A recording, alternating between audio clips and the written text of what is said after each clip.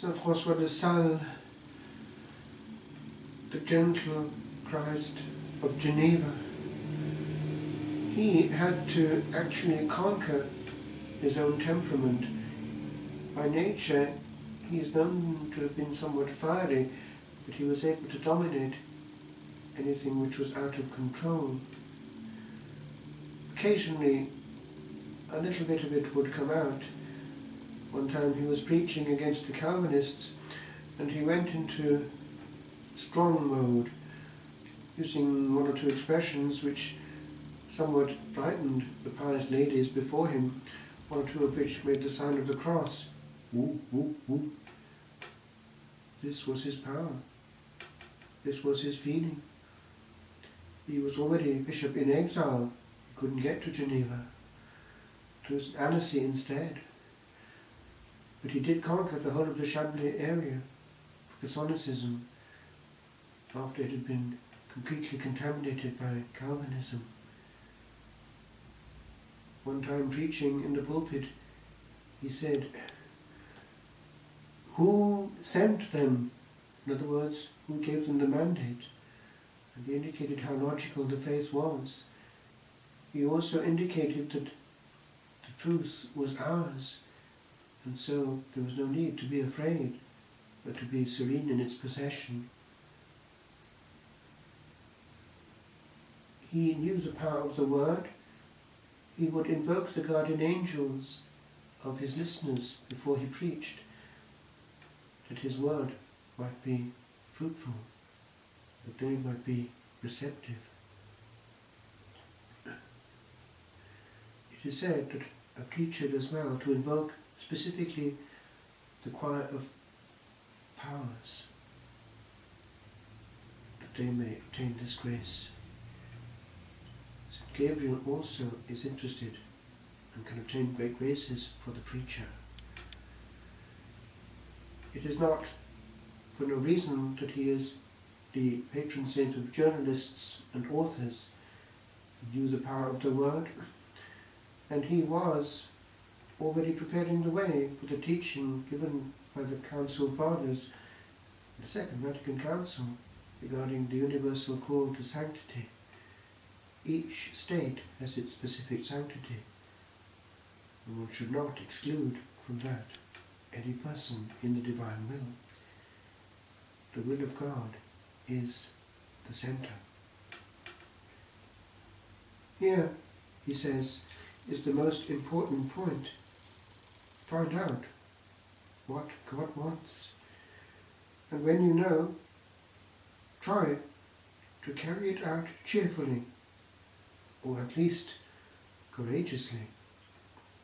Not only that, but you must love this will of God and the obligations it entails,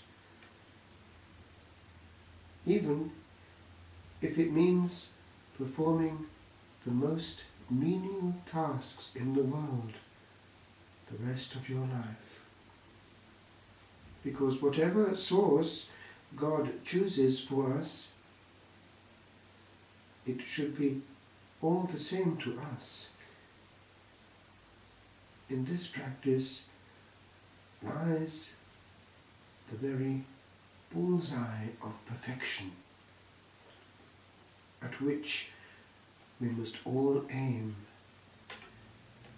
and whoever comes nearest to it wins the prize.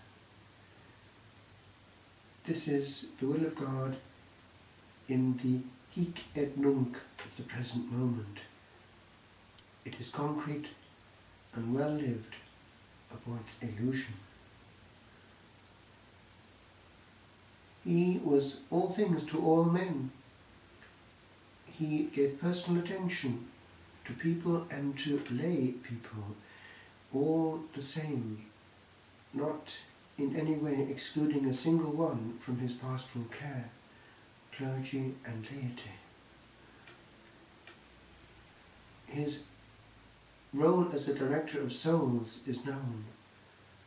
One time, the widowed and as yet still young Jane Frances Chantal was in the pews, and he appeared in the pulpit, and she felt a shiver going through her person. C'est lui! It's him! She knew that he was the one who would guide her. And their encounter was a moment of providence, from which came the visitation order, able to take vocations who would not withstand the cold and austerity of Carmel. One of the sisters of Thérèse of Lisieux, Léonie, ended up there. And it was to that gentle family that the Sacred Heart came at Paray-le-Monial. Not that long after the death, really, of these two saints. It is interesting that there was this notion that again there would be two hearts bonded. That of Margaret Mary, St. Margaret Mary, who had the visions, and that of her spiritual director, St. Claude de la Colombière, the Jesuit, who was the one who made it known. Hence the Jesuits propagated the devotion to the Sacred Heart throughout the world. There is this famous picture based on a vision of the large heart of Jesus and the two little hearts at the bottom, one on the left and one on the right. This was something that she was shown. So, as in the case of the Bishop of Geneva with Saint Jeanne-Françoise de Chantal, so here in the case of Margaret Mary and Claude de la Colombière, true bonding happens in the Sacred Heart, and friendship in that is safe. He was also aware of the dynamics of married life and natural love. The saints are able to do many things and understand many things because they love well. His faithful valet, his servant, had his eyes on a widow who had lost her husband but was still young enough to marry. And he wanted to make a proposal of marriage. He drew up a letter. Before sending it off, he presented it to his master, the bishop, just to check that it was okay. The bishop read it calmly and said to him, "Vous n'y entendez rien. You haven't a clue. Leave it with me." He went away and himself wrote a letter, proposal of marriage, gave it to his valet, and the effect was immediate.